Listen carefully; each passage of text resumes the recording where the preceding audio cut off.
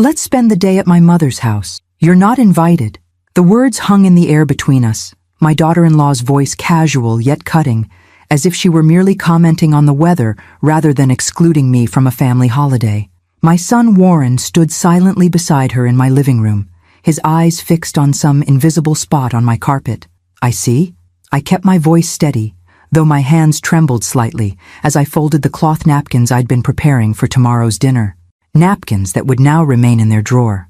"And is there a particular reason I'm not welcome this year?" Imogen flicked an invisible piece of lint from her designer blazer. "We just want something more intimate this time. Family only. Family only." As if I, Margot Sinclair, mother of Warren and grandmother to 5-year-old Lily, somehow didn't qualify as family. If you're watching, subscribe, and tell me in the comments what time you're listening. Warren finally looked up, discomfort evident in his expression.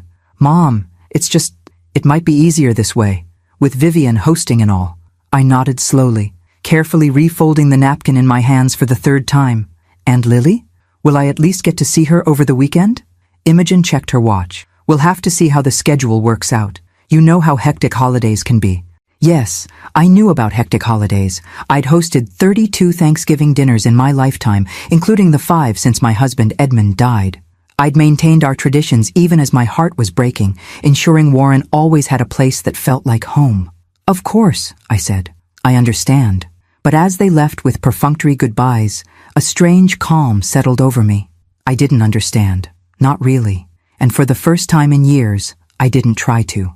Instead of spending the evening preparing for a dinner that wouldn't happen, I opened my laptop and navigated to my inbox. There, still unread, was the invitation I'd received last week, an exclusive exhibition opening at the Prisma Gallery in New York, featuring the renowned photographer Dominic Thorne, the man whose work I'd analyzed extensively on my modest art blog, and who had, to my surprise, begun corresponding with me about my interpretations of his compositions. "Join us for a special Thanksgiving evening viewing, followed by an intimate dinner with the artist," the invitation read. I'd declined it automatically, assuming I'd be hosting my family as always. My cursor hovered over the reply button. A small, unfamiliar voice inside me whispered, "Why not? Why not indeed? What was keeping me in Chicago tomorrow? A silent apartment? Leftover turkey for one? Another evening of trying not to disturb, not to inconvenience, not to exist too loudly?" Before I could reconsider, I typed my acceptance and pressed send. Then, with the same unfamiliar decisiveness, I opened a travel website and booked a last-minute flight to New York, departing early tomorrow morning. I didn't discuss my plans with Warren or Imogen. I didn't call to complain or plead. I simply packed a small suitcase, selecting clothes I hadn't worn in years, items too bold, too colorful, too much, according to Imogen's subtle critiques. The next morning, as I settled into my airplane seat, a peculiar lightness filled me. For the first time since Edmund's death, I was doing something completely unpredictable. Something just for me. New York greeted me with its characteristic energy, all noise and color and possibility. The boutique hotel where I'd splurged on a room overlooked Madison Square Park, its trees adorned with early Christmas lights that twinkled against the gathering dusk. As I prepared for the evening, I studied my reflection in the mirror. At 63, I was neither young nor old, my silver-streaked dark hair framing a face lined by both joy and sorrow. I applied lipstick in a shade brighter than I'd worn in years and fastened my grandmother's pearls around my neck. The Prisma Gallery occupied a renovated industrial space in Chelsea, its massive windows showcasing the glittering art world within. I hesitated at the entrance, momentarily overwhelmed by doubt. What was I doing here? An aging art history professor from Chicago, inserting myself into this sophisticated New York scene. Before I could retreat, a tall figure appeared before me. Professor Sinclair. His voice was deeper in person than in our video correspondence, his British accent more pronounced. "You came."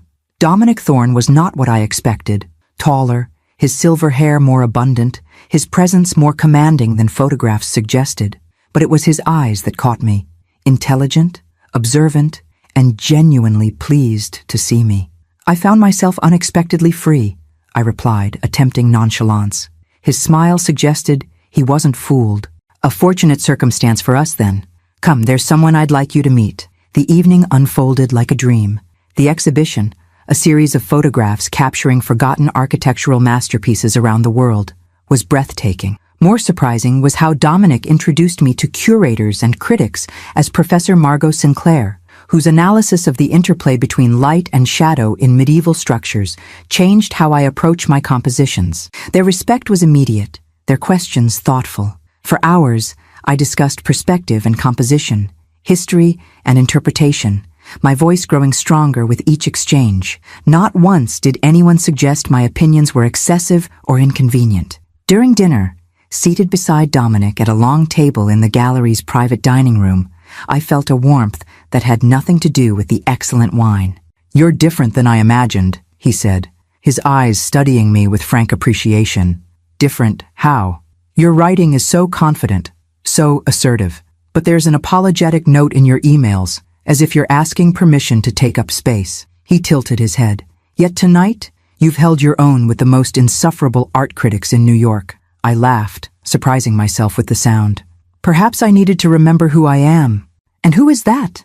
The question was simple, but profound. Who was I without Edmund, without my role as Warren's mother, without the careful diminishing of self I'd practiced to avoid Imogen's displeasure? "I'm still figuring that out," I admitted. His hand covered mine briefly. "That's the most honest answer I've heard all evening." Later, as the gathering moved to an impromptu tour of Dominic's studio above the gallery, someone took a group photo. Without thinking, I posted it to my social media accounts, something I rarely did, with the caption, "New Perspectives with Dominic Thorne at Prisma Gallery." It wasn't until much later, returning to my hotel room exhilarated rather than exhausted, that I noticed the flood of notifications on my phone. 6 missed calls from Warren, 3 increasingly demanding texts from Imogen, and most surprisingly, a message from Vivian Holloway herself, asking who that distinguished man was beside me. The final text from Warren made my stomach clench. "Mom, Lily saw your photo and is crying because you're with some strange man instead of being alone on Thanksgiving like she thought. What am I supposed to tell her?" For a moment, the familiar guilt rose up, threatening to drown the evening's joy. Then I remembered Imogen's casual cruelty. "You're not invited." My fingers moved across the screen with newfound clarity. "Tell her Grandma went to see beautiful art because I wasn't invited to your dinner.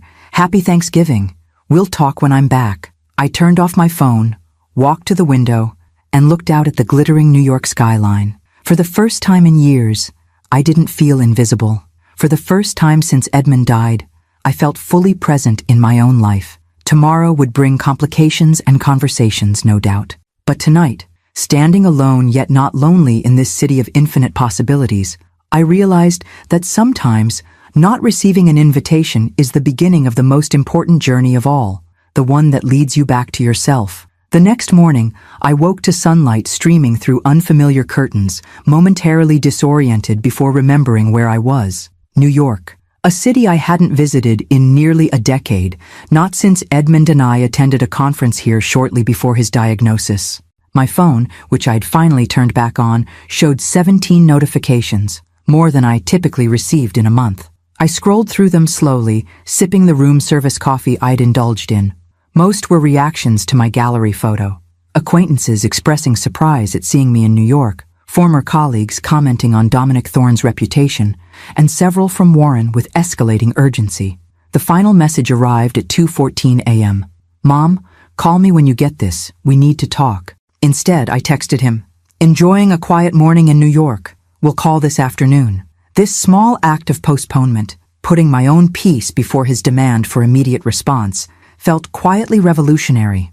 A notification from the hotel informed me that someone had left something at the front desk for me. Curious, I dressed and went downstairs to discover a small envelope containing an elegantly simple card. "If you're free, I'm leading a small photography workshop at 11 a.m. Location attached. No obligation.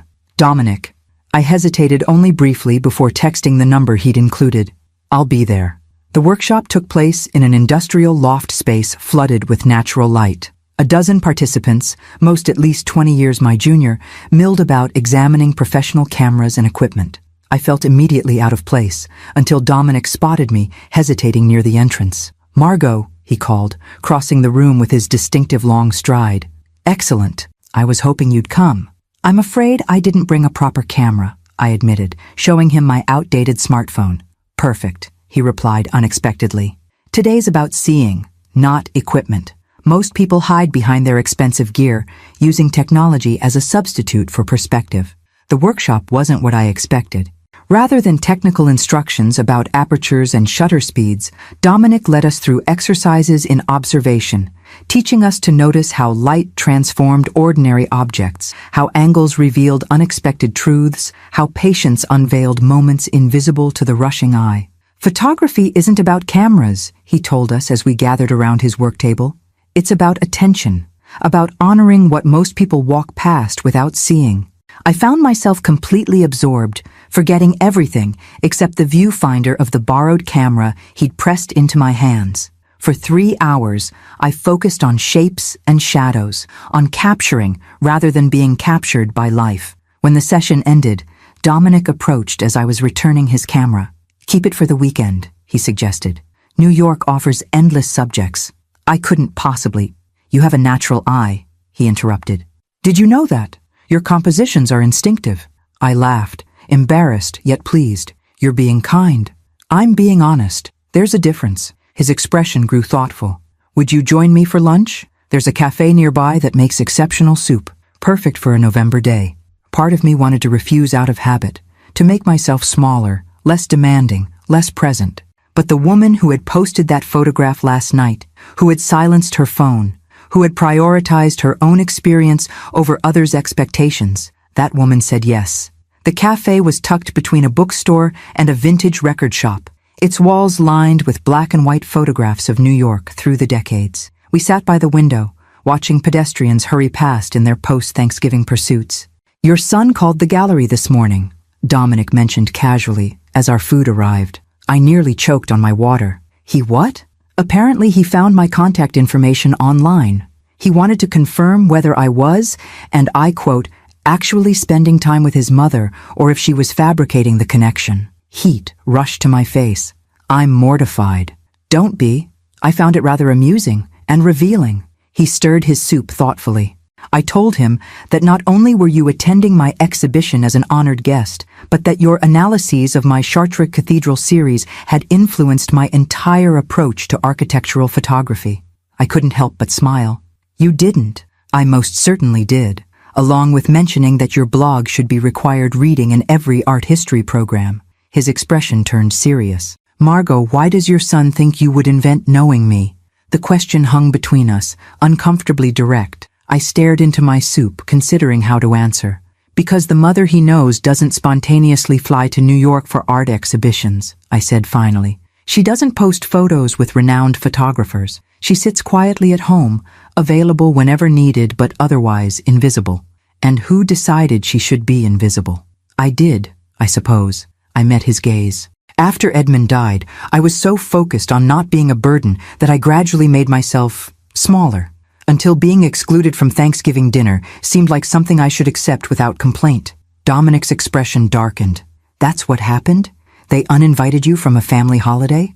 I nodded, unexpectedly moved by his indignation on my behalf. Well then, he raised his water glass, to becoming visible again. We spent the afternoon walking through Greenwich Village, stopping occasionally for me to experiment with the camera. Dominic was a patient teacher, showing me how to frame a shot, how to wait for the right moment, how to trust my instincts rather than second-guessing every decision. By the time we reached Washington Square Park, something had shifted in me. I felt more grounded in my body, more connected to the world around me, more present. My phone rang as we watched a street performer juggle flaming batons. Warren, for the 4th time today. With a deep breath, I finally answered. Mom, what the hell is going on? His voice was tight with frustration. First you disappear on Thanksgiving, then you're suddenly in New York with some famous photographer, and now you're ignoring my calls? I'm not ignoring you, Warren. I'm living my life. The words came easily, without rehearsal. And yes, I'm in New York with Dominic Thorne. He's been kind enough to show me the city. Is this because of what Imogen said? Because if you're trying to make some point, no, Warren. I cut him off gently but firmly. I'm not trying to make a point. I'm simply doing something that brings me joy instead of sitting alone in an empty apartment. There was a long silence. Are you coming back? His voice had changed, uncertainty replacing anger. Of course I am. On Sunday, as planned. I watched Dominic, who had stepped away to give me privacy, photographing pigeons in flight. We'll talk then, in person. After hanging up, I stood for a moment, letting the sounds of the city wash over me. The Warren I knew would have pressed harder, demanded more explanations, made me justify my choices. This hesitation, this uncertainty in his voice, it was new. Perhaps I wasn't the only one seeing things differently. Dominic returned, studying my expression. Everything all right? I think it might be, I replied, surprising myself with the realization. Eventually. As evening approached, he invited me to a small gallery dinner. Unless you have other plans? I didn't hesitate this time. None at all. Taking a photograph of the setting sun gilding the city skyline, I felt something unfamiliar unfurling inside me. A sense of possibility I'd forgotten existed. For 63 years, I'd lived my life according to other people's expectations. Now at last, I was curious about my own. Sunday arrived with startling swiftness. 3 days in New York had somehow expanded to feel like weeks, each moment dense with new experiences and revelations. I packed my suitcase with reluctance, carefully wrapping the small framed photograph Dominic had given me the night before. A print from his personal collection showing a single chair in an empty cathedral, light streaming through stained glass to create a kaleidoscope on the stone floor. For your new beginning, he'd said when presenting it, his hands lingering on mine during the exchange. Our goodbye at the gallery had been comfortable, yet charged with unspoken possibility. We'd agreed to continue our correspondence, with tentative plans for me to return for his major exhibition in January. Nothing definite, nothing demanded, just an open door where before I'd only seen walls. The flight back to Chicago gave me time to contemplate what awaited me. Warren had texted that he would meet me at my apartment that evening, alone, a specification that spoke volumes about the conversation to come. As the plane descended through clouds into the familiar Chicago skyline, I scrolled through the photographs I'd taken over the weekend, architectural details of buildings I'd passed hundreds of times in previous visits without truly seeing, candid moments captured during my walks with Dominic, and several self-portraits taken at his insistence, images of myself I hardly recognized, alive with engagement and curiosity. A car service, another small luxury I'd never have permitted myself before, delivered me to my building by mid-afternoon. I'd barely finished unpacking when my doorbell rang, 3 hours earlier than Warren had specified. It wasn't Warren at my door, but Imogen, impeccably dressed as always, her expression a careful blend of irritation and false concern. "Margot," she said, stepping past me without waiting for an invitation. "We need to talk before Warren arrives." I closed the door slowly, gathering myself. "Hello, Imogen. This is unexpected." She surveyed my living room with that familiar, assessing gaze, as if mentally cataloging everything that needed improvement. "Your trip looks like it was eventful." "It was wonderful, thank you." Her smile tightened. "Look, I'll be direct. This little drama you've created is upsetting Warren and confusing Lily. If you're trying to punish us for Thanksgiving..." "I'm not trying to punish anyone," I interrupted, the firmness in my voice surprising us both. "I made other plans when I was uninvited from your family dinner. That's all. With a strange man, with a respected colleague whose work I've admired for years." Imogen paced to the window, then turned back with practiced composure. "Margot, we both know what this is really about. You've been clinging to Warren ever since Edmund died. It's not healthy, for you or for us." Her words that would have wounded me deeply just days ago, now seemed remarkably transparent. "That's an interesting interpretation." "It's not interpretation. It's fact." She checked her expensive watch. "Warren and I have discussed it extensively with my therapist. Your dependency is creating unhealthy boundaries." "I see." I moved to the kitchen and filled the kettle, needing a moment to process this revelation. "And what does this therapist suggest?" "Clearer boundaries, less frequent contact, maybe even consider relocating to a retirement community where you could make friends your own age." The kettle whistled, its scream matching the momentary flash of anger I felt. I poured water over tea bags with deliberate care. "Would you like some tea, Imogen?" She blinked, thrown by my calm response. "No, Then let me be equally direct." I leaned against the counter, meeting her gaze steadily. I am not dependent on Warren. I have never demanded his time or attention. In fact, I've spent years making myself smaller and less inconvenient to accommodate your preferences. That's not. I declined countless invitations, rearranged my schedule whenever you changed plans last minute, and never complained when visits with my granddaughter were repeatedly canceled. My voice remained even, factual rather than accusatory. I didn't do that out of dependency. I did it because I thought maintaining peace in your household was more important than my own needs. Imogen's perfectly maintained facade cracked slightly. You're twisting things. No, I'm finally seeing them clearly. I brought my tea to the living room, gesturing for her to sit. I don't want to be your adversary, Imogen. I want a respectful relationship where we can all spend time together without constant tension and manipulation. Manipulation? Her voice rose. That's rich, coming from the woman who deliberately created a holiday spectacle to make us look bad. I posted one photograph, I said quietly. Your reaction to it isn't my responsibility. A key turned in the lock. Warren, using the emergency key I'd given him years ago. He froze in the doorway, taking in the scene before him. Imogen? What are you doing here? His voice held an edge I rarely heard. We agreed I would talk to Mom alone. I thought it would be better if I... No. The single word sliced through her explanation. Go home, please. I'll meet you there later. The look that passed between them spoke volumes about conversations I hadn't been privy to. After a moment of tense silence, Imogen gathered her purse and left without further argument. Another unprecedented occurrence. Warren sank onto my couch, suddenly looking every bit his 32 years, rather than the polished professional he typically presented. I'm sorry about that, he said, running a hand through his hair. She wasn't supposed to come here. I sat across from him, giving him space. It's all right. No, it's not. He looked up, his expression troubled. None of this is all right, Mom. The way Thanksgiving happened, the things Imogen said to you, I should have intervened. His acknowledgement, so unexpected, momentarily robbed me of words. The thing is, he continued, I've gotten so used to keeping the peace that I stopped noticing how much it was costing everyone else, especially you. Warren, please let me finish. He leaned forward, hands clasped. When I saw that photo of you in New York, looking so alive, with this famous photographer treating you like you were something special, I realized I couldn't remember the last time I'd seen you that way. And then I thought about how we'd just excluded you from a family holiday like it was nothing, and how you'd probably have spent the day alone if you hadn't gone to New York. And I felt, he swallowed hard, I felt ashamed. The raw honesty in his voice pierced me. I moved to sit beside him, taking his hand in mine. I never wanted you to feel that way, I said softly. I just wanted to be part of your life without being a burden. You've never been a burden. He squeezed my hand. I've just been a coward. We sat in silence for a moment, the weight of unspoken years between us. So, he finally said, attempting lightness, tell me about this photographer, Dominic Thorne.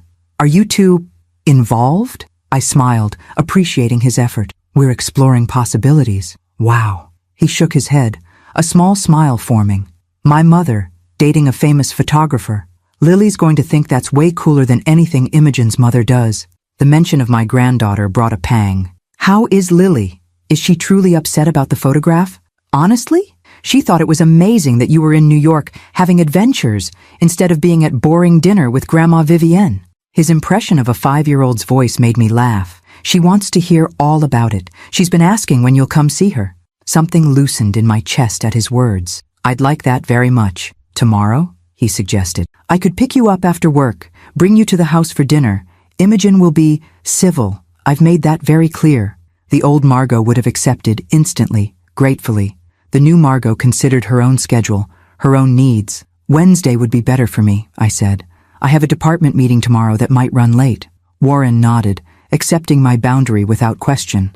Another small but significant shift. As he prepared to leave, he paused at the door. Mom, are you really coming back to New York in January for his exhibition? I'm considering it. Why? Because... He hesitated. I think it might be good for you. You seem different. In a good way. After he left, I moved to my desk and opened my laptop, where an email from Dominic awaited. The gallery feels emptier without your perspective, he'd written. When might New York see you again? As I typed my response, confirming my January visit, I glanced at the photograph now hanging on my wall. That single empty chair, awash in colored light, waiting for someone to claim it. For the first time in years, I was answering that invitation on my own terms. December transformed Chicago into a glittering snow globe, the city embracing its reputation for dramatic winters with characteristic determination.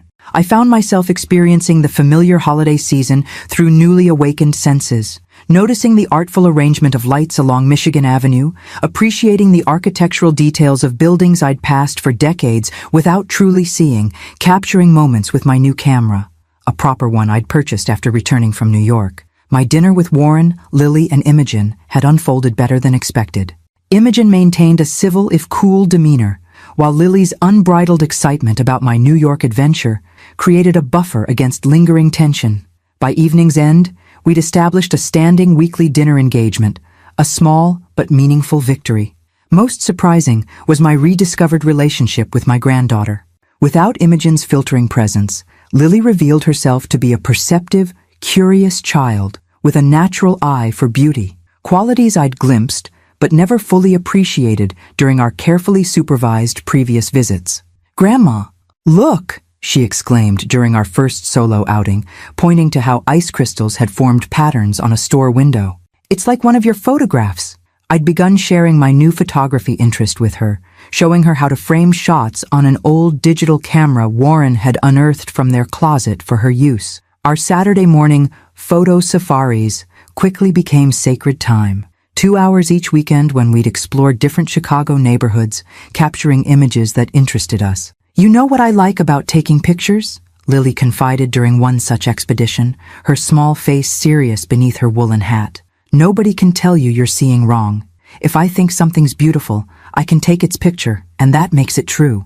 Her simple wisdom often left me momentarily speechless. My correspondence with Dominic continued daily, sometimes brief notes exchanged between his busy shooting schedule and my end-of-semester grading marathon, sometimes lengthy evening discussions via video calls that stretched until midnight. We carefully navigated this undefined relationship, neither of us rushing to categorize what was developing between us. "Labels are for exhibition catalogs, not human connections," he remarked during one such call.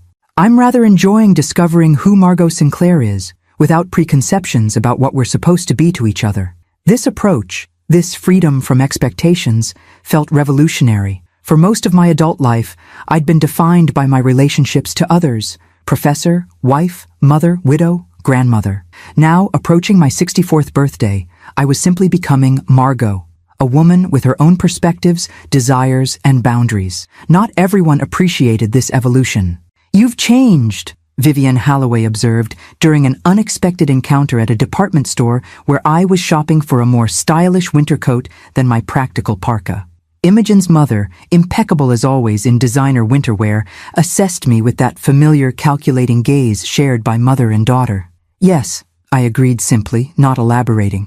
She fingered the sleeve of the burgundy wool coat I was considering. "Quite a bold choice. Special occasion?" "No, I just like the color." Her perfectly maintained eyebrows rose slightly. "I heard you're flying back to New York next month for that photographer's exhibition." The Chicago social grapevine never ceased to amaze me. "That's right. Imogen is concerned." Her tone suggested this should matter tremendously to me. "She thinks you're having some sort of late-life crisis." I couldn't help but laugh. "Is that what exploring new interests is called at my age?" "Don't be flippant, Margot. We're just concerned about Lily becoming attached to this situation that might not last." The manipulation was so transparent, I almost admired its audacity. "Lily is attached to me, her grandmother. My friendship with Dominic doesn't change that." "Friendship," she repeated skeptically. "Is that what they're calling it these days?" I met her gaze directly. "They call it whatever the people involved choose to call it, Vivian. Now, if you'll excuse me, I'm going to buy this coat." As I walked away, I heard her murmur, "Edmund would hardly recognize you anymore." The comment was designed to wound, to invoke my late husband as an ally in her disapproval. Instead, it struck me as profoundly true and liberating.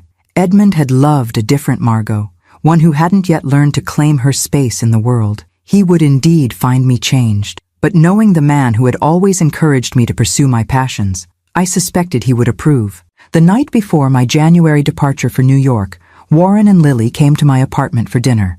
Imogen had begged off with a conveniently timed work commitment. "We brought you something," Lily announced, presenting a carefully wrapped package with solemn ceremony. "It's for your trip." Inside was a handmade book, its cover declaring Grandma Margot's Big Adventure in Lily's distinctive printing. Each page contained photographs we'd taken together during our Saturday expeditions, alongside her illustrations and Warren's neat captions describing our outings. "So, you don't forget us when you're with your camera friend," Lily explained, watching my face anxiously. "Oh, sweetheart." I gathered her close, inhaling the sweet scent of her hair. "I could never forget you. You're my favorite photography partner." Later, after Lily had fallen asleep on my couch, Warren helped me wash dishes in a companionable silence that reminded me of earlier, easier times between us. "She worked on that book for weeks," he said finally. "It was her idea. She wanted you to have something to show your friend in New York." "It's perfect," I replied, throat tight with emotion. "I'll treasure it." He dried his hands, then turned to face me. "Mom, I need to say something about Imogen." I tensed, preparing for another round of peacekeeping. "She's struggling with all this," he said carefully. "With the new you, but she's trying. In her way." "Is she?" I kept my tone neutral. "We've been in counseling since Thanksgiving, not just with her therapist, but with someone new, someone more objective." He leaned against the counter. "It's been eye-opening, for both of us. This was unexpected news." "I'm glad to hear that, Warren." "The thing is," he continued, "Imogen grew up thinking relationships were about control. That's what she saw between her parents, what Vivian modeled for her. She's realizing now that's not healthy." I absorbed this, recognizing the olive branch he was extending. "Change takes time and effort." "Yes," he met my gaze, "but seeing you change, seeing how you've become more yourself instead of less, it's made an impression on her, on both of us." After they left, I finished packing for my trip with a strange mixture of emotions: excitement about returning to New York, seeing Dominic, experiencing his exhibition, gratitude for the unexpected healing beginning between Warren and me, and beneath it all, a quiet certainty that regardless of what awaited me in New York, I was no longer the same woman who had boarded that impulsive flight on Thanksgiving. That night, I dreamt of Edmund for the first time in months. Not the dying Edmund of my usual dreams, but the vital man I'd first fallen in love with, eyes crinkled with laughter as he gestured toward an open road ahead. "You're doing fine, Margot," he said in the dream. "Just fine." I woke with tears on my cheeks, but a lightness in my heart, understanding that his approval had never been in question. The only permission I'd ever needed was my own. As my flight lifted above the cloud cover the next morning, I opened Lily's handmade book, smiling at her whimsical illustrations. On the final page, she'd drawn a picture of me standing beside a tall figure labeled cameraman, both of us holding what appeared to be cameras and smiling enormous grins. Beneath it, in her careful printing, Grandma Margot's not invisible anymore. Out of the mouths of babes, indeed. January in New York greeted me with biting winds and pewter skies, the post-holiday city stripped of its festive decorations, but pulsing with its characteristic energy. This time, Dominic met me at the airport himself, his tall figure immediately recognizable among the crowd of waiting drivers and families. "Welcome back," he said simply, taking my suitcase with one hand while his other briefly touched my shoulder, a restrained gesture that nonetheless sent warmth through me despite the winter chill. The Prisma Gallery had arranged accommodations in a small boutique hotel within walking distance, a consideration that touched me deeply. As we drove through the congested streets, Dominic filled me in on the exhibition preparations, his normally calm demeanor showing hints of the nervous energy that preceded any major artistic unveiling. "The final installation happens tonight," he explained. "The lighting is particularly crucial for this collection. I'd value your perspective if you're not too tired from traveling." I smiled at his careful phrasing, an invitation without pressure, respecting my autonomy while expressing his desire for my company. I'd love to see it taking shape. The gallery after hours was transformed, ladders and lighting equipment scattered throughout, staff in casual clothes rather than the sleek black attire of opening nights, the hushed reverence replaced by focused activity. Dominic introduced me to his team not as a visitor, but as a consultant, someone whose opinion mattered. Professor Sinclair's understanding of how light interacts with architectural elements has been instrumental in developing this collection, he told his curator, a stylish woman named Renata, who regarded me with new interest after his endorsement. For the next several hours, I found myself fully engaged in the exhibition's final preparations, offering perspectives on lighting angles, photograph placement, and the visitor flow through the space. What struck me most was how seriously my input was taken, not merely tolerated as the comments of the artist's guest, but considered and often implemented. "You have an exceptional spatial awareness," Renata commented as we adjusted the position of a particularly striking photograph of an abandoned Soviet observatory. "Many academics understand theory, but lack practical application. You bridge that gap." By midnight, exhaustion finally overcame excitement. Dominic noticed my flagging energy before I mentioned it, smoothly arranging for a car to take me to the hotel while he finished the final adjustments with his team. "Rest well," he said, walking me to the car. "Tomorrow begins the madness." In my hotel room, I found a small package waiting, a vintage book on early architectural photography with a simple note, "For the woman who taught me to see differently, D." The gesture, thoughtful rather than extravagant, exemplified what made my connection with Dominic so refreshing. Unlike the performative romance of flowers or jewelry, he offered something that acknowledged my mind, my interests, my perspective. I fell asleep reading the book, waking the next morning to a text from Lily that Warren had helped her send. "Good luck with your pictures today, Grandma." Attached was a drawing of what appeared to be a gallery opening, with stick figures holding tiny wine glasses. The exhibition preview for critics and special guests began at 4 p.m. Dominic had arranged for me to arrive early, before the crowds descended. When I entered the gallery, now transformed into a polished showcase, he was adjusting a spotlight, his back to the entrance. "What do you think?" he asked without turning, somehow sensing my presence. I took my time, moving through the space slowly, absorbing the full impact of the collection. Titled Forgotten Light, the exhibition featured structures abandoned by civilization but not by time. Observatories, cathedrals, lighthouses, theaters, each captured in moments when natural light transformed them from ruins into revelations. "It's extraordinary," I said finally, meaning it. "You've made absence feel like presence." He turned then, his expression softening. "That's exactly what I hope to achieve." Our eyes held for a moment, the unspoken understanding between us deepening.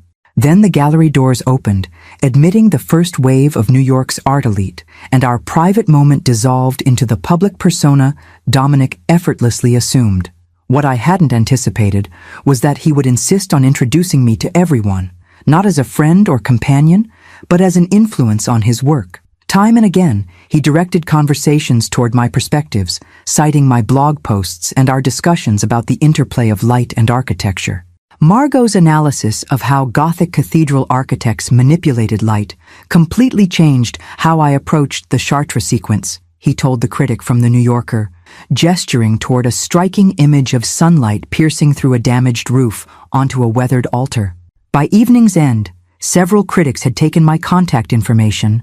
A gallery owner from Boston had inquired about my interest in writing an essay for their upcoming architectural exhibition catalog. And Renata had subtly suggested the possibility of me guest curating a future show at Prisma.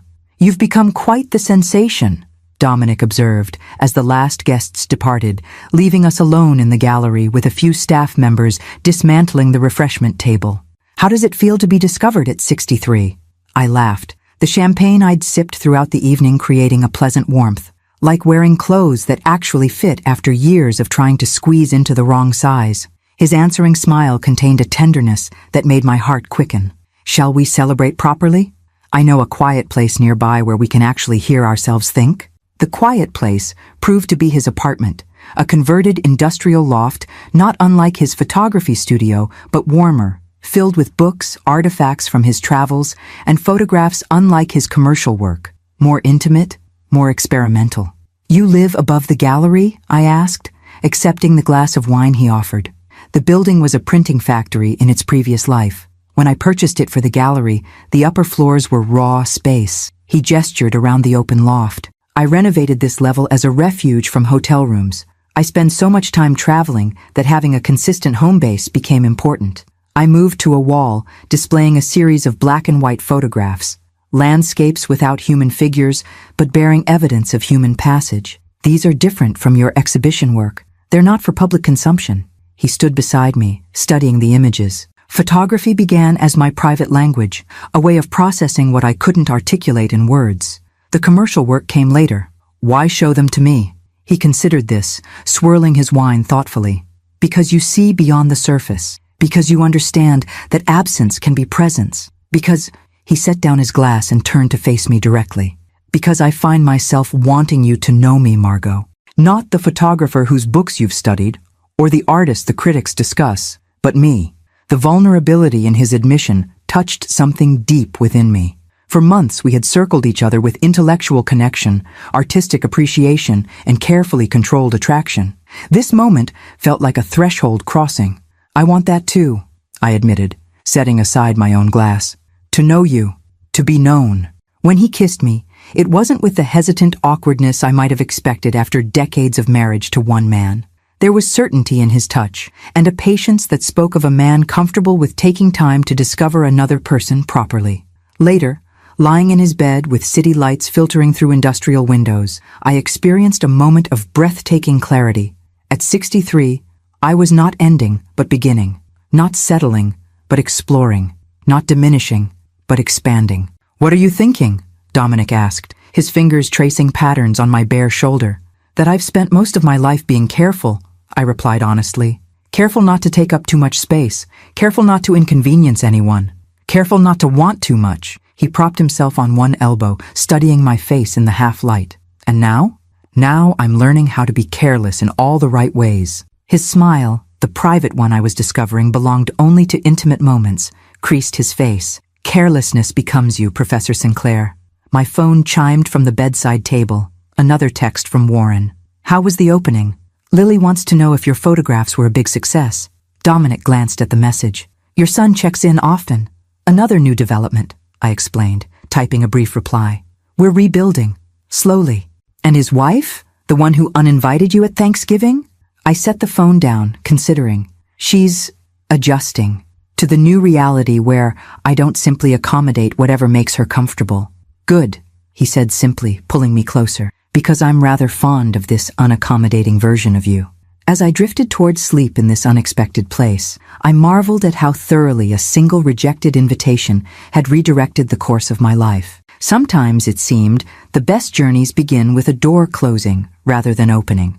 The exhibition's public opening the following evening transformed the gallery into a buzzing hive of New York's art community. I watched from a quiet corner as Dominic navigated the crowd with practiced ease, somehow managing to make each person feel momentarily like the focus of his attention while never becoming trapped in a single conversation. "He's different with you here," Renata observed, appearing beside me with 2 champagne flutes, more centered. I accepted the offered glass. "He seems perfectly at ease to me." She smiled knowingly. "Dominic has always been good at appearing comfortable. It's his actual comfort I'm referring to." She nodded toward where he stood, discussing a photograph with a young couple. "Notice how he keeps glancing your way, making sure you're still here?"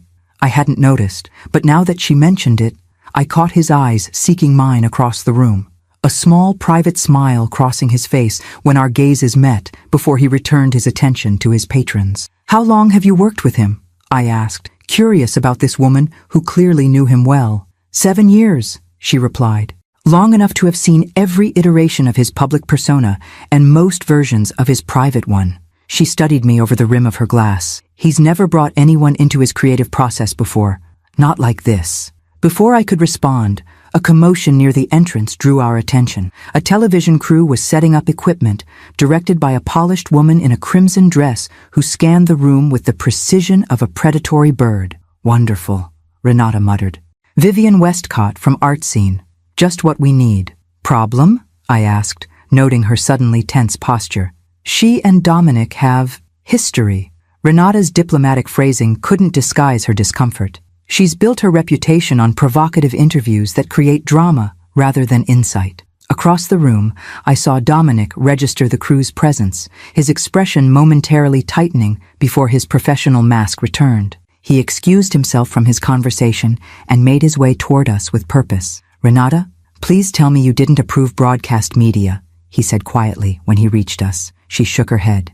Gallery owner's prerogative. Apparently, Ms. Westcott's viewing figures are too valuable to refuse. He sighed, then turned to me. Margot, I should warn you. Dominic! The crimson-dressed woman materialized beside us, camera crew tactfully hanging back, but positioned to capture the encounter. What a stunning evolution from your last collection. So much more emotional depth. Her gaze shifted to me with calculated interest. And who's this? Vivian, he acknowledged with professional courtesy, but unmistakable coolness. This is Professor Margot Sinclair, an architectural historian whose insights significantly influenced this collection. Professor Sinclair, she extended a manicured hand. How fascinating. Might I borrow Dominic for a brief interview about the exhibition? I promised to return him promptly. It wasn't really a request. As they moved away, Renata touched my elbow. Don't worry, she murmured. Dominic knows how to handle her. But perhaps this would be a good time to view the second gallery? It's quieter. I allowed her to guide me away, grateful for her intervention, but unsettled by the encounter. In the adjoining space, featuring Dominic's studies of abandoned theaters, I tried to lose myself in the photographs while occasionally glimpsing the interview through the doorway. Vivian's body language spoke volumes. The subtle touches on Dominic's arm, the intimacy of her posture, the performative laughter. Whatever their history entailed, it clearly remained unresolved on at least one side. They were engaged briefly, came a voice beside me, a young assistant I recognized from installation day. Years ago, before my time, but gallery gossip has a long shelf life. I didn't ask, I said, more sharply than intended. He flushed. Sorry, I thought... Never mind. Can I get you anything? Water? No, thank you. I softened my tone, recognizing my reaction as disproportionate. I'm fine, but I wasn't entirely fine. I was experiencing an emotion I hadn't felt in decades. Jealousy. Not the mature concern of an adult relationship, but the visceral, adolescent variety that constricts your chest and makes your palms sweat. It was ridiculous. I was a 63-year-old widow with grown children, not a teenager at her first dance. Yet watching this glamorous woman with her obvious history with Dominic triggered every insecurity I'd thought I'd moved beyond. My age, my academic rather than artistic background, my Midwestern sensibilities in this sophisticated New York environment. You look like you could use some air, Renata reappeared, casting a knowing glance toward the interview still underway. The roof deck is open. Shall we? The January night was brutally cold, but the rooftop offered blessed solitude and a spectacular view of the Manhattan skyline. I wrapped my borrowed gallery coat tighter, breathing deeply. Don't let Vivian get to you, Renata advised, lighting a cigarette. Her tactics are predictable. Dredge up personal history during professional interviews, create tension that makes for compelling television, move on to the next target. It's not my concern, I said automatically. Renata's laugh was warm but knowing. Of course it is. You care about him. I didn't deny it. I'm being ridiculous. Whatever happened between them was long before I entered the picture. 15 years ago, she confirmed. Ancient history to everyone except Vivian, who periodically tries to rekindle things whenever they cross paths professionally. She exhaled a plume of smoke that disappeared into the night air. But I've never seen him look at her the way he looks at you. Before I could respond, the roof access door opened, and Dominic emerged, scanning the space until he spotted us. There you are, he said, joining us at the railing. I've been looking everywhere. Giving your interview? I asked, striving for a neutral tone. Enduring it, he corrected, his expression weary. Vivian specializes in mining the past for dramatic effect rather than discussing the actual work. Renata tactfully excused herself, leaving us alone on the roof. For a moment, we stood in silence, watching the city lights. You're upset, he observed finally. I'm processing, I countered. There's a difference. Ah, he nodded slowly. Processing the fact that I have a past that occasionally shows up in crimson dresses to remind me of youthful mistakes. Despite myself, I smiled. Something like that. He turned to face me fully. Margot, I've lived 55 years on this planet. I've had relationships that ended badly, some that ended well, and long periods of solitude in between. What I've never had is someone who sees me. The work, yes, but more importantly, the intention behind it. The simple honesty in his voice dispelled my unease. I'm not accustomed to feeling possessive. It surprised me. If it helps, I find your possessiveness far more appealing than Vivian's calculated attempts to provoke it. He moved closer, his warmth welcome in the winter air. Now, shall we return to the exhibition, or would you prefer to escape? I've technically fulfilled my obligations for the evening. The thought of returning to the crowded gallery, possibly facing more encounters with people from Dominic's past, held little appeal. Escape sounds perfect. We left discreetly through a service entrance, emerging onto a quiet side street where yellow cabs streamed past. Dominic hailed one with practiced efficiency. "Where to?" the driver asked. Dominic looked at me, a question in his eyes. In that moment, I made a decision to embrace the spontaneity that had brought me to New York in the first place. "Surprise me," I told him. His smile, the private one I was coming to treasure, illuminated his face as he gave the driver an address I didn't recognize. As the taxi merged into traffic, he took my hand, his thumb tracing circles on my palm. "You continue to astonish me, Professor Sinclair." "Good," I replied, squeezing his hand. "I'm rather enjoying astonishing myself as well." The cab carried us away from the gallery, away from Vivian Westcott and her calculated provocations, away from the carefully curated persona of Dominic Thorne, renowned photographer, and towards something more authentic. Two people discovering each other in middle age with the wisdom to appreciate the rarity of their connection. Whatever insecurities had momentarily gripped me on the roof began to dissolve. I was not competing with Dominic's past. I was participating in his present.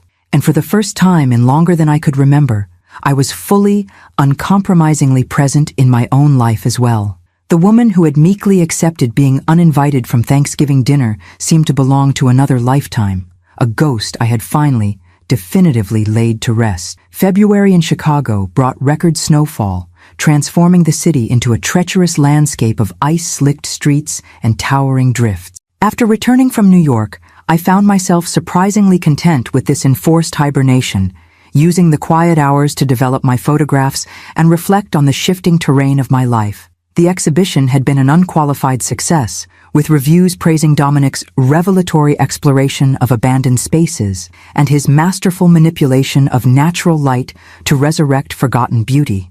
Several mentioned the influence of architectural theory on his work, citing my name with a respect that still startled me when I saw it in print. More surprising was the invitation that had arrived last week, a formal request from the Chicago Institute of Art for me to curate a small exhibition on the relationship between architecture and photography, featuring not only selections from established artists like Dominic, but also my own emerging work. "They want me to include my photographs," I told Freya Zaman over coffee in her university office. Me, a complete novice with no formal training. Freya, my closest friend and confidant through the tumultuous months since Thanksgiving, smiled knowingly. "Perhaps they recognize that your academic background gives you a unique perspective. Not every photographer understands the historical and theoretical context of architectural spaces like you do."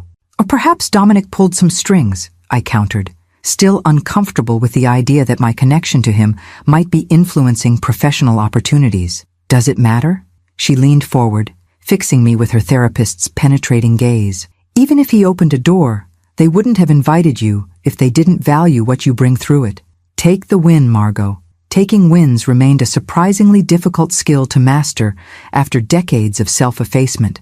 Even now, with Warren and I rebuilding our relationship, my professional horizons expanding, and Dominic's steady presence in my life, albeit often at a geographic distance, I still found myself fighting the instinct to shrink, to apologize, to make myself convenient rather than consequential. "Speaking of wins," Freya continued, "how are things with the family? Any improvement with Imogen?" I sighed, considering my response carefully. "It's complicated. We've established a fragile peace. She's civil when I visit, which is progress. Warren says their counseling is helping, but there's still tension. And Lily, at the mention of my granddaughter, I couldn't suppress a smile. Thriving. She's developed a genuine passion for photography. Warren brings her to my place every Saturday morning for our photo safaris, regardless of weather. And Imogen allows this without resistance? That's the strangest part. It was her suggestion. I still remembered my shock when Warren had conveyed this unexpected olive branch. Apparently, their therapist recommended supporting Lily's interests even when they involved me. Some breakthrough about controlling tendencies and generational patterns they're trying to break. Freya nodded thoughtfully. Sounds like genuine effort. Progress isn't always comfortable, even when it's positive, for any of you. Her words resonated with my own experience these past months. Every step toward a more authentic life had brought both liberation and discomfort. From establishing boundaries with my family, to exploring intimacy with Dominic, to presenting my creative work for public scrutiny. I never expected change to feel so destabilizing, I admitted. Even the good changes. That's because real change isn't just about adding new elements to an existing structure. It's about dismantling parts of the foundation and rebuilding. Freya checked her watch reluctantly. I hate to cut this short, but I have a faculty meeting in 10 minutes. As we parted ways outside her building, she hugged me tightly. I'm proud of you, you know. Not many people have the courage to reinvent themselves at our age. Her words stayed with me during my walk home through the snow-hushed campus. Had I reinvented myself, or simply uncovered someone who had been there all along, buried beneath decades of accommodation and compromise? My phone vibrated with a text from Dominic. Just landed in Chicago. Dinner tonight? His surprise visit sent a thrill through me that belied my age. We'd established a rhythm of sorts since the exhibition. 2 weeks apart, 1 week together, alternating between Chicago and New York, with regular video calls during separations. Neither of us had pushed for more defined arrangements, both valuing our independence too much to rush toward conventional commitments. That evening, over dinner at my apartment, I shared the exhibition invitation and my conflicted feelings about it. They're interested in your perspective, not your connection to me, Dominic assured me, refilling our wine glasses. I was as surprised as you when the curator contacted me about it. I raised an eyebrow skeptically. You didn't mention me to anyone at the Chicago Institute? I didn't need to. His expression was serious. Your blog posts about the exhibition were circulated widely in the art photography community.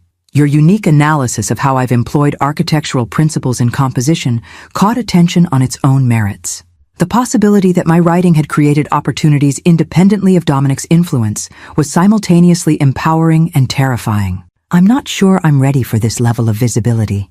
And yet you've already stepped into the light, he observed. Your photographs from our New York weekend were remarkable, precisely because they came from an untrained eye, guided by trained perception.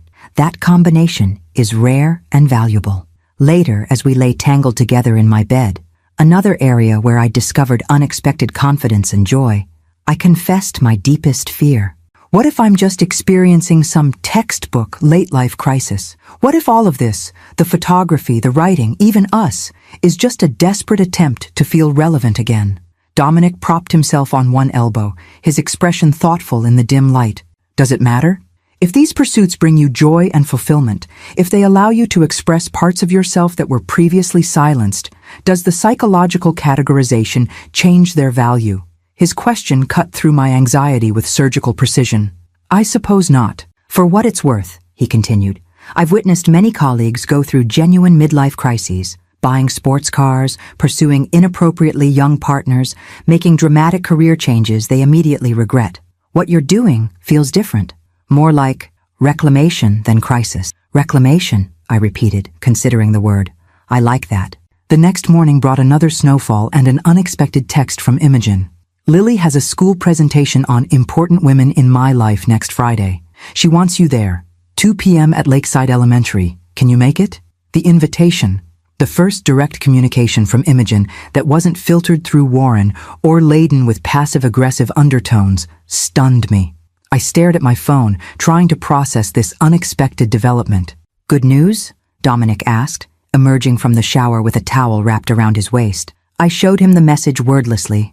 Ah, he said, understanding immediately. An actual invitation, rather different from Thanksgiving. I'm not sure how to respond, I admitted. Part of me wants to be unavailable just to make a point. And the other part? Wants to be there for Lily without questioning Imogen's motives. He sat beside me, still damp from his shower. What would the old Margot do?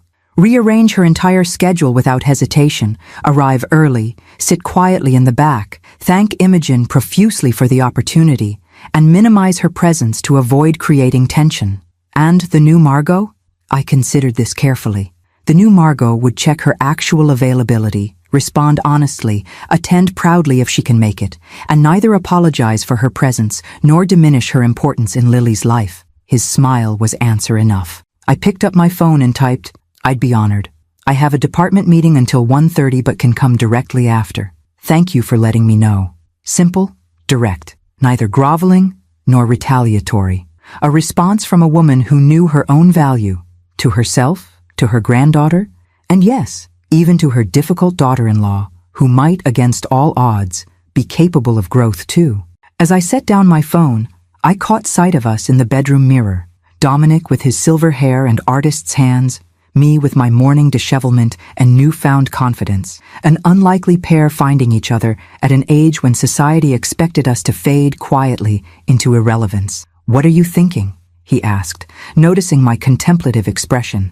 "That sometimes the most profound revolutions begin with the smallest invitations," I replied, "or the lack thereof." Lily's school presentation proved more significant than I anticipated. Standing at the back of the colorfully decorated classroom, having arrived exactly on time, neither early to appear eager nor late to seem dismissive, I watched my granddaughter confidently address her classmates. "This is my Grandma Margot," she announced, pointing to a surprisingly flattering photograph of me taken during one of our weekend excursions. "She teaches people about buildings at the university, and she takes pictures that show things most people don't see. She's teaching me to look for beauty in unexpected places." The simple description brought unexpected tears to my eyes. As I blinked them away, I noticed Imogen watching me from across the room, her expression unreadable. When Lily finished her presentation, which also featured her mother, who knows everything about helping companies tell their stories, and her teacher Ms. Davis, Imogen approached me with measured steps. "She insisted you be included," she said, without preamble. "Worked on that part of her presentation for days." I nodded, unsure how to respond to this neutral statement that nonetheless felt loaded with unspoken meaning. "She talks about your photography outings constantly," Imogen continued, her tone carefully controlled. "Warren says you've sparked a genuine interest. Our walls are covered with her attempts to capture unexpected beauty in the most mundane objects." "She has a natural eye," I replied, matching her neutral tone. An awkward silence stretched between us, broken finally by Imogen's abrupt question. "Would you join us for dinner on Sunday? Nothing fancy, just the family?" The invitation, so unexpected, momentarily robbed me of speech. Was this a peace offering? A test? Some strategy suggested by their therapist? "I'd like that," I said simply, deciding that overthinking her motives was unnecessary. "What time?" 6. "Warren will text you the details." She hesitated, then added with visible effort, "Lily would love to show you her new room decorations. We've reorganized things a bit." Later that evening, discussing the interaction with Dominic via video call, he had returned to New York for a commercial assignment, I struggled to interpret the significance of this development. "Maybe there's no deeper meaning," he suggested, his voice slightly distorted by the connection. "Maybe it's just a dinner invitation? From Imogen, the woman who specifically uninvited me from Thanksgiving?" I shook my head. Nothing is ever just anything with her. Perhaps she's genuinely trying to change. People sometimes do, especially when confronted with the consequences of their actions. His reasonable perspective calmed my swirling thoughts. "You're right. I should approach it without expectations, positive or negative." "Wise woman," he murmured. "Speaking of expectations, I have news." The slight shift in his tone immediately captured my attention. "What kind of news? The Lisbon project I mentioned? It's moving forward more quickly than anticipated. They want me there for the preliminary scouting next week, with the actual shoot scheduled for April through June." "That's wonderful," I said, meaning it despite the pang of disappointment at what this would mean for our carefully balanced arrangement of time, together and apart. 3 months in Portugal sounds extraordinary. "It would be." He paused, his image freezing momentarily before the connection stabilized. "I was hoping you might consider joining me, at least for part of it." The suggestion hung between us, weighted with implications neither of us had previously broached. 3 months was not a casual visit. It suggested a level of commitment we'd carefully avoided defining. "I have teaching obligations," I said reflexively. "The semester ends in early May," he countered gently. "And you mentioned possibly taking a sabbatical next year." He'd been listening, really listening, to my casual mentions of future possibilities. The realization both touched and terrified me. "It's a significant step," I said finally. "It is," he agreed without pressure. "Think about it. No rush to decide." But as we ended our call, the question lingered. What was holding me back? Fear of the unknown? Concern about family obligations? Or something deeper? The habit of making myself smaller, of placing others' needs before my own, of believing I didn't deserve expansive experiences. Sunday dinner at Warren and Imogen's house offered no clarity. The evening progressed with a surreal normalcy, Lily eagerly showing me her room, now decorated with her photographs, including several taken during our outings, Warren grilling with unexpected skill, Imogen maintaining a civil, if somewhat strained, hospitality. It wasn't until after dinner, while Warren and Lily were selecting a board game in the living room, that Imogen addressed me directly in the kitchen, where I was helping with dishes. "Warren says you might go to Portugal." Her tone was casual, but her grip on the wine glass she was drying betrayed tension. "It's a possibility," I replied carefully. "Nothing decided yet." She nodded, placing the glass in the cabinet with deliberate precision. 3 months is a long time to be away from family. The old Margot would have immediately reassured her, would have minimized the possibility, would have prioritized family expectations over personal opportunity. But that woman was becoming increasingly difficult to resurrect. "It is," I agreed neutrally. "Though in our digital age, distance isn't what it once was." Imogen turned to face me directly, her professional composure momentarily slipping. "Lily would miss your Saturday outings. I would miss them too," I said honestly. "But I'd also be giving her something valuable.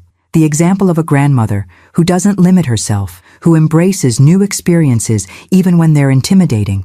Something flickered in Imogen's expression. Recognition, perhaps, or reluctant respect. "The therapist says I have control issues, that I've been trying to manage everyone's relationships to create some illusion of perfect family harmony."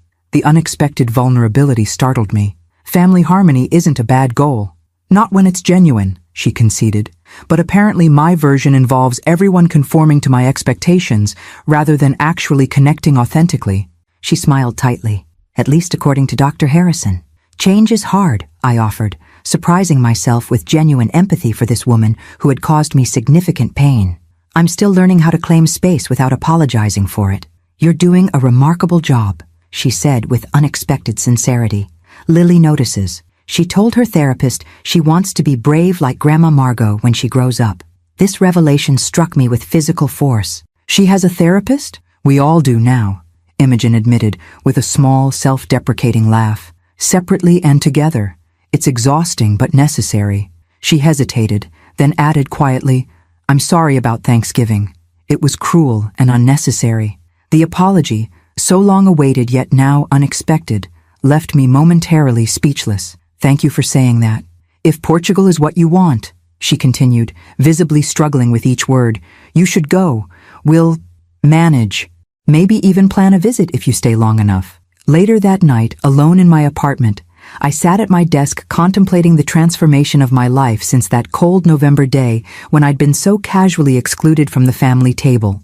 In just 3 months, I had reclaimed my professional voice, discovered a creative passion, found an unexpected partner, and now, most improbably, received an actual apology from Imogen.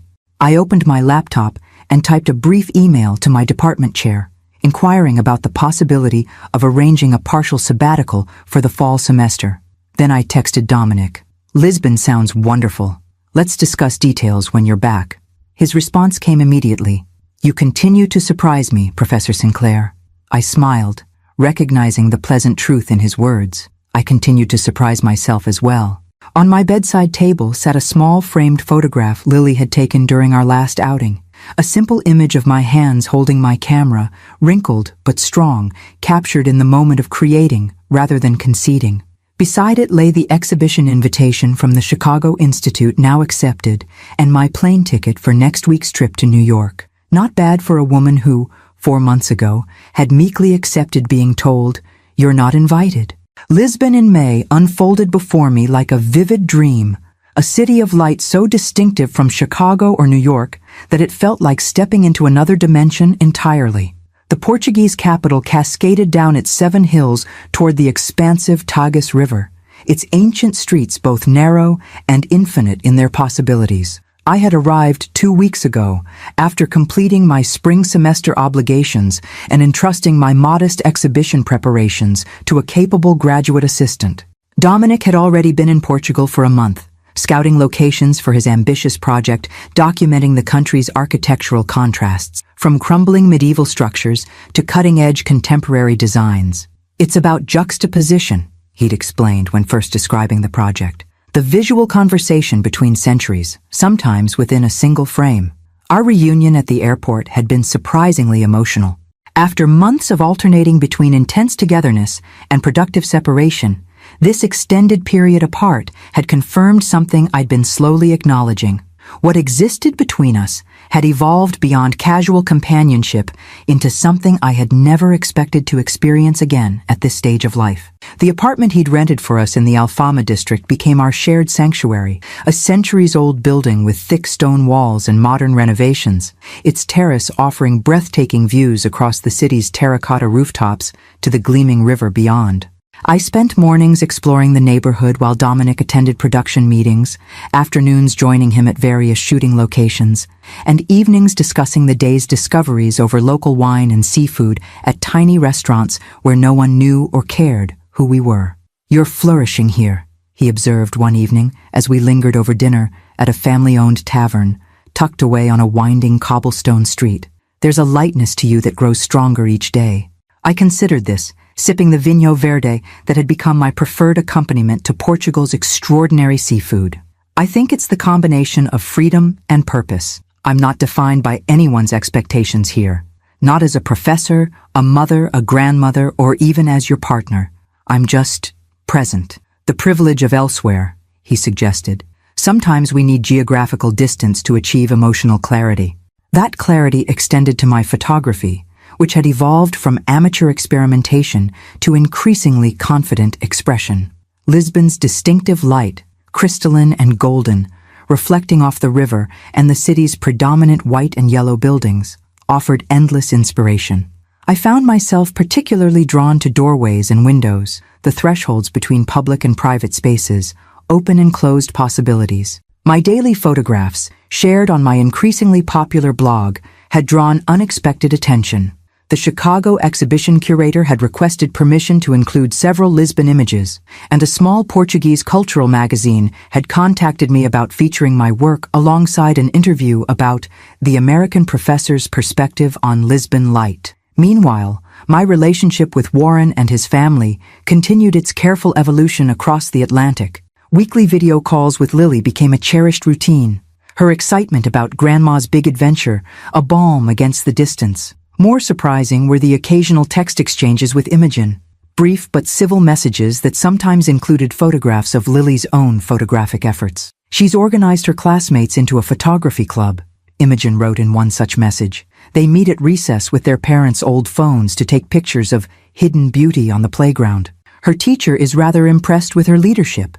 Such communications, unimaginable 6 months earlier, reinforced my growing conviction that transformation was possible at any age, not just mine, but Imogen's as well, if approached with genuine effort and appropriate boundaries. The only discordant note in this otherwise harmonious period came, predictably, from Vivian Halloway. Her message, ostensibly directed to Warren but clearly meant to reach me, expressed concern about my extended absence with that photographer, and questioned what message this sends to impressionable young Lily about family commitment. Warren, to his credit, had forwarded the message with a simple eye-rolling emoji and the comment, "Thought you should see this," obviously ignoring it. "Lily misses you, but is also collecting things to show you when you get back. Her Portugal box is getting quite full." I chose not to engage with Vivian's transparent attempt at manipulation, instead focusing on the positive developments in my family relationships. The woman who had once held her breath waiting for Warren and Imogen's approval now breathed freely in the knowledge that connections worth preserving would withstand geographical distance and personal growth. Today marked a milestone in Dominic's project, the photography of an abandoned 17th century monastery being carefully restored as a contemporary arts center. The juxtaposition of ancient stonework and modern architectural interventions perfectly embodied his vision for the collection. I accompanied him to the site, not as an observer, but as a collaborator. Over the past weeks, he had increasingly incorporated my perspective into his professional work, valuing my academic understanding of architectural history and developing eye for compositional elements. "What do you see here?" he asked, as we stood in what had once been the monastery's chapter house, now transformed with a soaring glass ceiling that flooded the space with light while preserving the original stone walls. I took my time answering, absorbing the space's contradictions and harmonies. "Conversation across centuries," I said finally. "The past not erased, but recontextualized. There's humility in how the modern elements serve the original structure rather than dominating it." He nodded, already adjusting his equipment to capture what I'd articulated. Exactly what I was missing.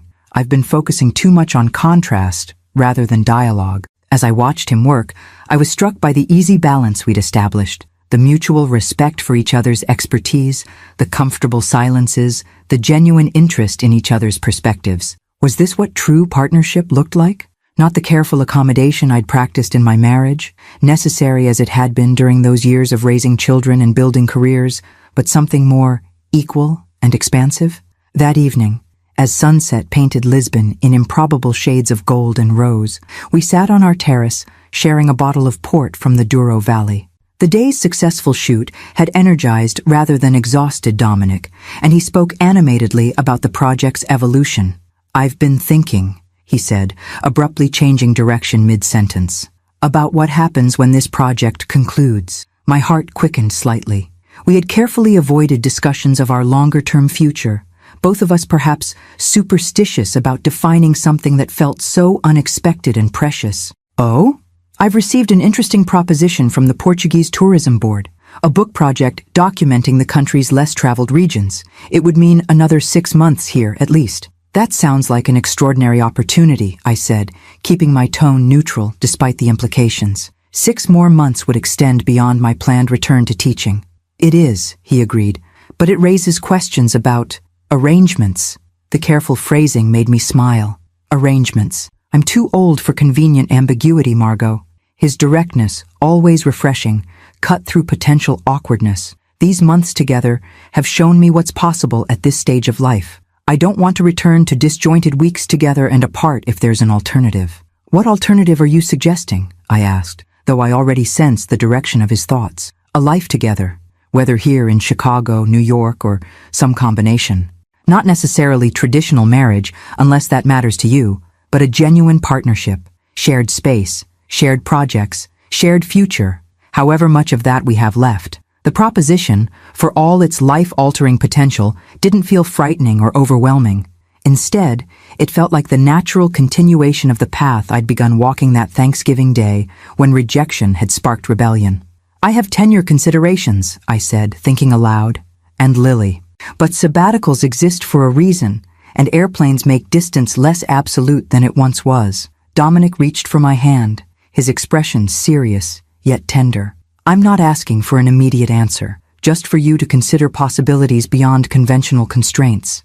As darkness settled over Lisbon, lights twinkling across the hillsides like earthbound stars, I contemplated the extraordinary journey that had brought me to this moment, from invisible grandmother to respected collaborator, from rejected family member to independent woman making choices based on joy rather than obligation. "I don't need time to consider," I said, the certainty in my voice surprising even me. "I want this, us, however we define it." His smile, that private one I'd come to treasure, illuminated his face. "Then let's define it together, Professor Sinclair. One day at a time." On the table beside us, my phone chimed with a message from Warren. "Good news. Lily's photography won first prize in the school art show. She says to tell you she used all your techniques for finding beauty in forgotten places. We're all so proud of her. Hope Portugal is treating you well." Some invitations, it seemed, created ripples that extended far beyond their immediate circumstances, inviting not just presence at a single table, but the courage to claim one's place in the wider world. 1 year to the day after that fateful Thanksgiving, I stood in the Chicago Institute of Art Gallery, surveying the final preparations for my exhibition opening. Thresholds, Perspectives on Architectural Transitions featured not only my photographs from Lisbon, Chicago, and several other cities I'd visited over the past year, but also curated works from established architectural photographers, including, but not prominently featuring, Dominic. Your name should be largest on the promotional materials, he'd insisted months ago when we were discussing the exhibition design.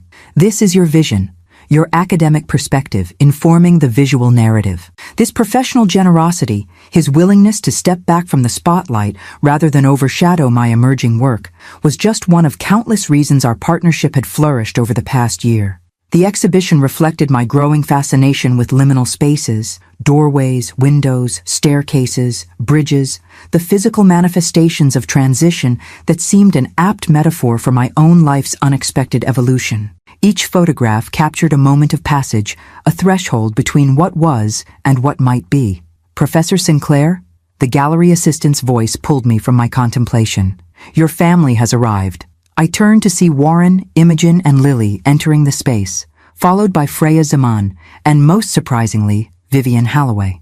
The unlikely grouping, 3 generations of my complex family constellation alongside my closest friend and my former adversary, struck me as surreally appropriate for this milestone. Lily reached me first, flinging her arms around my waist with characteristic enthusiasm.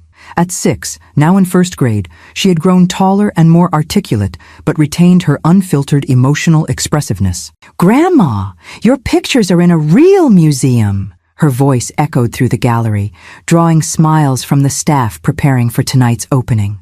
"Indoor voice, Lily," Imogen reminded gently, then extended her hand to me. "Congratulations, Margot. The exhibition looks remarkable." The formality between us had gradually softened over the months, but we remained carefully respectful of each other's boundaries. Our relationship would never be warm, but it had evolved into something mutually respectful, a significant achievement considering our beginnings. "Thank you for coming," I replied, genuinely appreciative, "and for bringing Lily during school hours." "Educational field trip," Warren explained, embracing me warmly. Approved by her teacher when we explained her grandmother is a featured artist. Vivian approached last, her expression revealing the internal struggle between maintaining appearances and acknowledging her discomfort in this setting. "Quite an accomplishment," she offered stiffly. I wouldn't have missed it. The unspoken truth hung between us. She absolutely would have missed it had Imogen not insisted on her presence, part of their own complicated journey toward healthier family dynamics. Their relationship remained visibly strained, but Imogen's determination to break generational patterns of manipulation had created small openings for change. "I appreciate that, Vivian," I replied with diplomatic neutrality. As the gallery director approached to discuss final details before the evening opening, Warren guided my family toward the exhibition's first section. I watched them move through the space, Lily racing ahead excitedly, Imogen maintaining poised interest, Warren genuinely engaged, Vivian performing appropriate cultural appreciation, a tableau of imperfect family dynamics navigating new territory together. Freya remained behind, observing my observation with her therapist's perceptive gaze. "Quite a different Thanksgiving from last year," she noted quietly. "Indeed," I agreed, "though we're having the actual dinner tomorrow, at my place." This was perhaps the most profound transformation of all. My newly purchased condominium, with its spacious living area and stunning lake views, would host the family Thanksgiving dinner. Not as a desperate bid for inclusion, but as the natural gathering of family in a home I had created entirely on my own terms. "Hosting now, are we?" Freya's smile conveyed her understanding of this significant role reversal. "And will your photographer be joining?" "He's flying in tonight, after the exhibition opening." The ease with which Dominic and I now navigated our bi-city existence had become a comfortable rhythm. 2 months in Chicago, 2 months in New York, with collaborative projects and individual pursuits woven throughout. The Portuguese Tourism Board project had evolved into a significant book deal, requiring occasional extended trips abroad, but we had established our primary residence in Chicago to accommodate my teaching schedule and proximity to Lily. My sabbatical next semester would allow us 3 uninterrupted months in Portugal to complete the book's final sections. "You've created quite a life for yourself, Margot," Freya observed. "When I think of where you were a year ago, uninvited and invisible," I finished, without bitterness. "And now?" I considered the question, watching as Lily enthusiastically explained one of my photographs to a bemused security guard. Authoring my own invitations, I suppose. The evening opening exceeded everyone's expectations. Critics and collectors mingled with university colleagues and art world figures, all engaged with the exhibition's central premise about architecture as both literal and metaphorical threshold. Several of my photographs received serious interest from collectors, and a publisher approached me about expanding the exhibition catalog into a full book exploring my theoretical framework. Throughout the event, I found myself continually surprised by how naturally I navigated these professional waters that would have seemed utterly foreign to me just 1 year earlier. The woman who had once carefully minimized her academic opinions to avoid appearing excessive now confidently discussed her artistic and theoretical perspectives with museum directors and gallery owners. When Dominic arrived directly from the airport, slipping quietly into the gallery's periphery rather than making a grand entrance that might distract from my moment, I felt a surge of gratitude for this unexpected partnership that supported rather than diminished my emergence. He made his way gradually toward me, pausing to genuinely appreciate the exhibition as he moved through the space. When he finally reached my side, his eyes conveyed everything words couldn't in such a public setting. "Extraordinary work," he said simply. "You've captured something essential about transition that I've been trying to articulate visually for years." Coming from him, an artist at the height of his career, the compliment carried particular weight. "Thank you for not overshadowing me tonight," I replied quietly. "I know several people have approached you about your own projects." "Tonight belongs to Professor Sinclair," he said, with that private smile I treasured. "I'm merely an admiring colleague." The exhibition gradually emptied as evening deepened, leaving just a handful of lingering attendees. Warren approached as Dominic excused himself to speak with a curator from New York. "Mom," he said, his expression contemplative, "I've been thinking about last Thanksgiving all evening." "Ancient history," I assured him, not wanting him to carry unnecessary guilt. "Not to me." He glanced toward where Imogen was helping a sleepy Lily into her coat. "I let someone else dictate your value and place in our family. I won't make that mistake again." The simple declaration, offered without drama or excessive emotion, meant more than elaborate apologies might have. "We've all grown this year," I said, squeezing his hand, "in different ways." Later that night, in my condominium with its panoramic views of Lake Michigan, Dominic and I shared a quiet glass of wine, decompressing from the exhibition's success. "Happy Thanksgiving," he said, raising his glass slightly. "Or perhaps more accurately, happy unthanksgiving." I laughed, understanding his reference. From exclusion to exhibition, not a journey I could have anticipated. The best journeys never are. He reached for my hand across the table. "What are you most grateful for, Professor Sinclair, on this anniversary of your great rebellion?" I considered the question seriously, reflecting on the extraordinary year behind me and the open possibilities ahead.